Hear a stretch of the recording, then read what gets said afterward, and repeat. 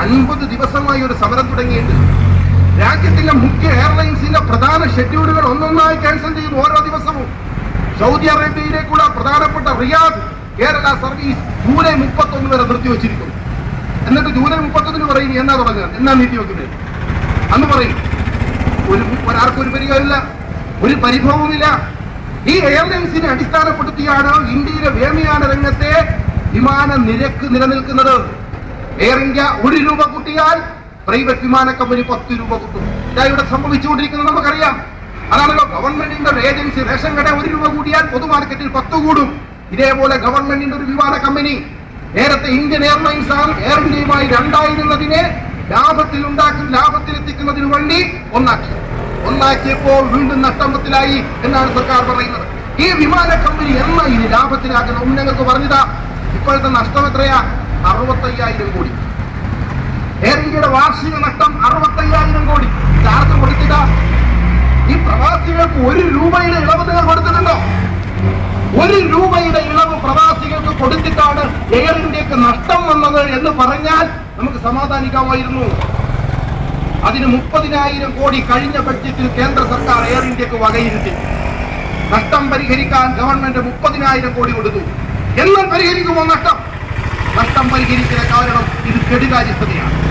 മര്യാദയ്ക്ക് കാര്യങ്ങൾ നടത്തിക്കൊണ്ടുപോയാൽ ഈ സ്ഥാപനം ലാഭത്തിലെത്തും. കാരണം ഇതിനേക്കാൾ വിമാന സർവീസ് കുറഞ്ഞ പ്രൈവറ്റ് വിമാന കമ്പനിയാണ് ജെറ്റ് എയർവൈസ്. എയർ ഇന്ത്യയുടെ കയ്യിലുള്ള വിമാനത്തിന് എത്രയോ വിമാനം കുറവാണ്. അവരുടെ സർവീസ് എത്ര കുറവാണ്. ജെറ്റ് എയർവൈസ് ലാഭത്തിലാണ്. അത് സ്വകാര്യ വിമാന കമ്പനിയാണ്. ഇവിടെ നമ്മൾ ഈ പ്രൈവറ്റ് ബസ് നടത്തുന്നത് പോലെ നടത്തുന്ന ഒരു വിമാന കമ്പനിയാണ് സ്പൈസ് ജെറ്റ്. ചെറിയ ലോക്കൽ വണ്ടി, ആ ലോക്കൽ ഫ്ലൈറ്റ് സർവീസ് നടത്തുന്ന സ്പൈസ് ജെറ്റ് കോടികൾ ലാഭത്തിലാണ്. ഇങ്ങനെ ലോകത്തിലെ എല്ലാ സ്വകാര്യ വിമാന കമ്പനികളും വലിയ തോതിൽ ലാഭത്തിലാണ്. വിദേശത്ത് നിന്ന് വരുന്ന ഇത്തിഹാദ് എയർലൈൻസ് വളരെ കുറഞ്ഞ ചാർജിലാണ്, എയർ ഇന്ത്യയേക്കാൾ താഴ്ന്ന ചാർജിലാണ് ഇത്തിഹാദ് സർവീസ് നടത്തിക്കൊണ്ടിരിക്കുന്നത്. ഇത്തിഹാദ് ലാഭത്തിലാണ്. യുഎഇയുടെ എമിറേറ്റ്സ് ലാഭത്തിലാണ്. ബഹ്റൈന്റെ ഗൾഫ് എയർ ലാഭത്തിലാണ്. ഖത്തർ എയർവേസ് ലാഭത്തിലാണ്. എല്ലാ വിമാന കമ്പനികളും ഇതേ സർവീസിൽ ഇതേ റൂട്ടിൽ ഇതിനേക്കാൾ ചാർജ് കുറച്ച് നടത്തുന്ന എല്ലാ വിമാന കമ്പനിയും ലാഭത്തിലാണ്. എന്റെ ഈ സർക്കാരിന്റെ മഹാരാജാവ് കൊമ്പം വീശയും പിടിച്ചു നിൽക്കുന്ന ഈ മഹാരാജാവ് മാത്രം എന്റെ നഷ്ടത്തിലായി പോകുന്നു. ഇത് കെടുകാര്യസ്ഥതയാണ്. അഴിമതിയാണ് ഇതിന്റെ പിന്നിലുള്ളത്. കോടികൾ കട്ടുപിടിക്കുന്ന അഴിമതി രാജാക്കന്മാർ ഇവിടെ കയറിയിരിക്കുന്നത് കൊണ്ടാണ് ഈ നഷ്ടം സംഭവിക്കുന്നത്. അതിന്റെ എല്ലാം ഭാരം വഹിക്കേണ്ടതാണ് ആ പാവം പ്രവാസി.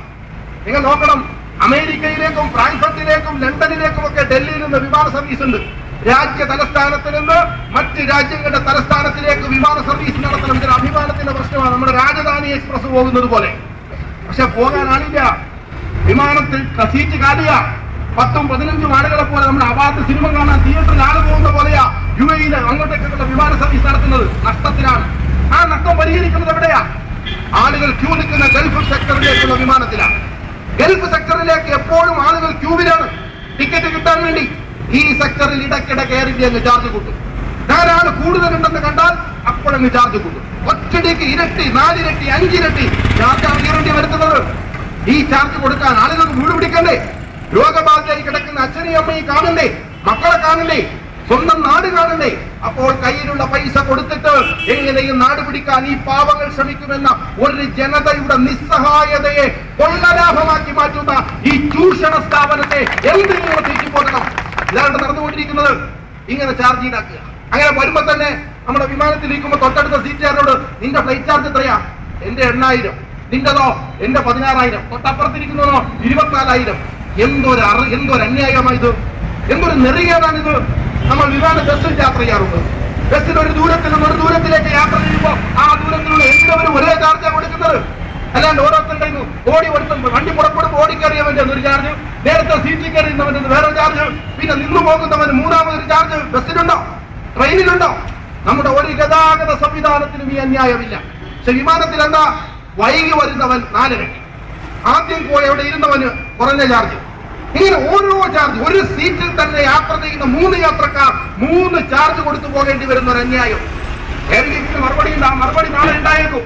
അതുകൊണ്ട് ആ മറുപടി ഞാൻ അങ്ങോട്ട് പറയാം. എയർ ഇന്ത്യയുടെ മറുപടി എന്താ? അന്താരാഷ്ട്ര വിമാന ചട്ടം അനുസരിച്ചാണ് ഞങ്ങൾ വിമാന സർവീസ് നടത്തുന്നത്. അതുകൊണ്ട് അയാളുടെ ചില മാർഗദർശനങ്ങളുണ്ട്. അതുകൊണ്ട് മറ്റ് വിമാന കമ്പനികൾ ഈ രീതി സ്വീകരിക്കുമ്പോൾ ഞങ്ങൾക്ക് അങ്ങനെ സ്വീകരിക്കാതിരിക്കാൻ പറ്റില്ല. സർവീസാണ്. ഇതൊരു സ്വകാര്യ മുതലാളിയുടെ വിമാന കമ്പനിയല്ല. ഈ ന്യായം പറയാൻ അത് സ്വകാര്യ വിമാന കമ്പനിയുടേതാണ്. ആ മറുപടി ജനങ്ങളോട് വേണ്ട. ജനങ്ങൾ തെരഞ്ഞെടുത്ത അധികാരത്തിലേറിയ ജനങ്ങളുടെ നികുതി പണം കൊണ്ട് നിലനിൽക്കുന്ന ഒരു കമ്പനിയെ ഈ മറുപടിയല്ല ജനങ്ങളോട് പറയേണ്ടത്. നിങ്ങൾ ചട്ടമുണ്ടാക്കണം, രാജ്യത്തിന് നിയമമുണ്ടാക്കണം, എന്നിട്ട് ആ നിയമം അനുസരിച്ച് ഇതിൽ ഭേദഗതി വരുത്താനുള്ള സംവിധാനം ഉണ്ടാക്കണം. എറിഞ്ഞത് ചെയ്യില്ല. കാര്യം ഞാൻ നേരത്തെ പറഞ്ഞതാണ്, മറ്റൊരു സെക്ടറിലെ നഷ്ടം പരിഹരിക്കണം ഇവിടെ കൊണ്ടാണ്. ഈ ക്രോസ് സബ്സിഡി പാടില്ല എന്ന് സുപ്രീം കോടതി മറ്റു പല സർവീസ് മേഖലയിലും പറഞ്ഞിട്ടുണ്ട്. ക്രോസ് സബ്സിഡി പാടില്ല. ഒരു കൂട്ടം ആളുകളിൽ നിന്ന് പണമെടുത്ത് വേറൊരു കൂട്ടരെ തീറ്റിപ്പോറ്റുന്ന രീതി ഒരു ശരിയായ രീതിയല്ല എന്ന് വിദ്യാഭ്യാസ മേഖലയിലെ ആനുകൂല്യത്തെ കുറിച്ച് സുപ്രീം കോടതിയുടെ വിധിയുണ്ട്. ക്രോസ് സബ്സിഡി പാടില്ല. ഇവിടെ എന്താ നടക്കുന്നത്? ലണ്ടനിലേക്കും അമേരിക്കയിലേക്കും പോകേണ്ട യാത്രക്കാർക്ക് ചാർജ് കുറച്ചു കൊടുക്കാൻ ഒരു ദിവസം മുഴുവൻ യാത്ര ചെയ്യണം. ന്യൂയോർക്കിലെത്തണമെങ്കിൽ 2 മണിക്കൂർ യാത്ര ചെയ്താൽ യുഎഇയിലെത്താം. ന്യൂയോർക്കിലേക്ക് പോകുന്ന യാത്രക്കാരന് യുഎഇയിലേക്ക് പോകുന്ന യാത്രക്കാരിൽ നിന്ന് ചാർജ് നോക്കണം. 2000, 3000, 4000 വ്യത്യാസമാണ്. ഈ അന്യായമാണ് എയർ ഇന്ത്യ നടത്തിക്കൊണ്ടിരിക്കുന്നത്. അതുകൊണ്ട് ഈ കൊല അവസാനിപ്പിക്കണം. ഇത് ജനങ്ങൾക്ക് മനസ്സിലായിരിക്കുന്നു. നിങ്ങളുടെ കൊള്ള, നിങ്ങളുടെ പിടിച്ചുപറി ജനങ്ങൾക്ക് മനസ്സിലായിരിക്കുന്നു. ഇതിന് പരിഹാരം ഉണ്ടാക്കാൻ സർക്കാർ സന്നദ്ധമായില്ല എങ്കിൽ കേരളം സ്തംഭിക്കും. കേരളം സ്തംഭിക്കുമെന്ന് ഉമ്മൻചാണ്ടി മനസ്സിലാക്കണം, മൻമോഹൻ സിംഗ് മനസ്സിലാക്കണം. കേരളത്തെ സ്തംഭിപ്പിക്കാൻ പാർട്ടികൾക്ക് മാത്രമല്ല കഴിയുന്നത്, പണിയെടുക്കുന്ന പ്രവാസികൾക്കും കേരളത്തെ സ്തംഭിപ്പിക്കാൻ കഴിയും. ആ സ്തംഭനം നിങ്ങളുടെ ഹർത്താലും ധർണയും പിക്കറ്റിങ്ങും പോലെയുള്ള സ്തംഭനമാകില്ല. വെള്ളമിറക്കാൻ കഴിയില്ല കേരളത്തിന്. അതുകൊണ്ട് അത് മനസ്സിലാക്കി വേണം ഗവൺമെന്റ് പെരുമാറാൻ. അത് മനസ്സിലാക്കണം സർക്കാർ. ഇത് മനസ്സിലാക്കാതെ ഈ നെറികേടും നന്ദികേടുമായിട്ട് ഗവൺമെന്റ് മുന്നോട്ട് പോവുകയാണെങ്കിൽ ഇനിയും ശക്തമായ ജനകീയ പ്രക്ഷോഭത്തെ നേരിടേണ്ടി വരും. ഇന്ന് ആരോ 4-5 ആളുകൾ അതിനകത്ത് ഓടിക്കയറിയിട്ട് മാനേജറെ പിടിച്ചു വെച്ചിട്ട് എന്തൊക്കെ അദ്ദേഹത്തോട് പറഞ്ഞു. അതേപോലെ ഓടിക്കയറാൻ ഞങ്ങൾക്കൊന്നും അറിയാൻ വയ്യ, എന്നിട്ടെല്ലാം ഓടിയാണെന്ന് കയറും. പക്ഷെ കയറേണ്ടതില്ല. മര്യാദക്ക് ജനാധിപത്യത്തിന്റെ ഭാഷയിൽ കാര്യങ്ങൾ പറഞ്ഞാൽ തന്നെ ജനങ്ങൾക്ക് കാര്യം, ഉദ്യോഗസ്ഥന്മാർക്ക് കാര്യങ്ങൾ മനസ്സിലാകുമെങ്കിൽ അതാണ് ഏറ്റവും നല്ല നില എന്ന് വിശ്വസിക്കുന്ന ഒരു രാഷ്ട്രീയ പാർട്ടിയാണ് ഞങ്ങൾ. അതുകൊണ്ടാണ് ഞങ്ങൾ ഇവിടെ നിന്ന് സമാധാനത്തിൽ കാര്യങ്ങൾ പറയുന്നത്. പക്ഷെ ഇത് കേൾക്കാൻ ഒരു ഭരണകൂടം സന്നദ്ധമായില്ല എങ്കിൽ ജനങ്ങളുടെ ഭാഗത്ത് എന്താ സംഭവിക്കാൻ പോകുന്നത്? അതിന്റെ ഉത്തരവാദി സർക്കാരായിരിക്കും. അതിന്റെ ഉത്തരവാദി എയർ ഇന്ത്യ മാനേജ്മെന്റ് ആയിരിക്കും. അതുകൊണ്ട് ഈ അന്യായത്തിന് അറുതി വരുത്തണം. കേന്ദ്രത്തിൽ നിന്നൊരു പ്രവാസികാര്യ വകുപ്പ് മന്ത്രി ക്യാബിനറ്റ് റാങ്കോട് കൂടി ഡൽഹിയിലുണ്ട്. ബഹുമാന്യനായ വയലാർ രവി എന്റെ നാട്ടുകാരനാണ്. അദ്ദേഹം പ്രവാസികളെ മാത്രം നോക്കാനാണ് ഇരിക്കുന്നത്. ഇടക്കിടക്ക് അദ്ദേഹം നോക്കാൻ വേണ്ടിയിട്ട് ഗൾഫിലൊക്കെ പോകാറുണ്ടെന്ന് പത്രങ്ങളിൽ നമ്മൾ കാണാറുണ്ട്. പക്ഷെ പ്രവാസികളുടെ അടിസ്ഥാനപരമായ പ്രശ്നം അവരുടെ യാത്രാ പ്രശ്നമാണ്. അവരുടെ യാത്രാ പ്രശ്നം, എംബസിയുമായി ബന്ധപ്പെട്ട പ്രശ്നം, പാസ്പോർട്ടിന്റെ പ്രശ്നം, വിസ ചട്ടങ്ങളുടെയും നിയമങ്ങളുടെയും പ്രശ്നം. ഇതൊന്നും പരിഹരിക്കാൻ ഒരാളും ഒന്നും ചെയ്യുന്നില്ല. ആ മന്ത്രി എന്തിനാ അവിടെ പോയിരിക്കുന്നത്? കേരളത്തിലെ ലക്ഷക്കണക്കിന് വരുന്ന പ്രവാസികളോട് അല്പമെങ്കിലും കരുണയുണ്ടെങ്കിൽ ബഹുമാന്യനായ വയലാർ രവി, താങ്കൾ ഈ പ്രശ്നത്തിനൊരു പരിഹാരം ഉണ്ടാക്കണം. അതിന് കഴിയില്ലെങ്കിൽ താങ്കൾ തുറന്നു പറഞ്ഞ് രാജിവെച്ച് പുറത്തു പോവുകയാണ് താങ്കൾ വേണ്ടത്. എന്നെ കൊണ്ടാകുന്നില്ല, ഈ രാജാക്കന്മാരെ നിയന്ത്രിക്കാൻ എന്നെ കൊണ്ടാകുന്നില്ലെന്ന് പറഞ്ഞ് ഞങ്ങളുടെ കൂടെ ഈ സമരപ്പന്തലിൽ താങ്കളും വന്നു ചേര്, ഞങ്ങൾ താങ്കളെ സ്വീകരിക്കാം. അതല്ല ചെയ്യേണ്ടത്. നോർക്ക എന്ന് പറഞ്ഞിട്ട് ഇവിടെയുണ്ട് ഒരു വകുപ്പ്. ആ നോർക്ക കൊടുക്കാമെന്ന് പറഞ്ഞിട്ടാണ് 5ാം മന്ത്രിയെ തട്ടിമാറ്റാൻ നോക്കിയത്. വേണ്ടാക്കുന്ന ആള് പറഞ്ഞു. നോർക്കയുടെ ചുമതല വഹിപ്പിക്കുന്ന മന്ത്രിമാരുണ്ട്, ഉദ്യോഗസ്ഥന്മാരുണ്ട്. MMS നോർക്കയുടെ ദീർഘകാലം കാര്യങ്ങൾ ചെയ്ത ഒരാളാണ്. അവരൊക്കെ ഇവിടെ ഉണ്ടായിട്ട് എന്തൊക്കെ കാര്യത്തിനാ? പകർച്ചപ്പണിക്ക് വേണ്ടി സ്പെഷ്യൽ മന്ത്രിസഭ, അതേപോലെ വേറെ ആളുകൾക്ക് വേണ്ടി മന്ത്രിസഭ, ഇങ്ങനെയുള്ള കാര്യങ്ങൾക്കൊക്കെ പ്രത്യേക മന്ത്രിസഭ കൂടിക്കോ, ഒരു കുഴപ്പമില്ല. കൂടേണ്ടത് തന്നെയാ, ഞങ്ങൾക്കൊരു എതിരഭിപ്രായമില്ല. ആ കൂടുന്ന കൂട്ടത്തിൽ അജണ്ടയുടെ താഴെ ഈ പ്രവാസികളുടെ യാത്രാ പ്രശ്നം കൂടി ഒന്ന് എഴുതി വെക്കാൻ നിങ്ങൾക്ക് എത്ര മഷി ചെലവഴിക്കണം? എന്നിട്ടൊന്ന് ചർച്ച ചെയ്തുകൂടെ? എന്നിട്ടൊരു സംഘത്തിന് ഡൽഹിയിൽ പോയിക്കൂടെ? പ്രധാനമന്ത്രിയൊക്കെ എടുത്ത് പരിഹരിക്കാൻ പറഞ്ഞുകൂടെ?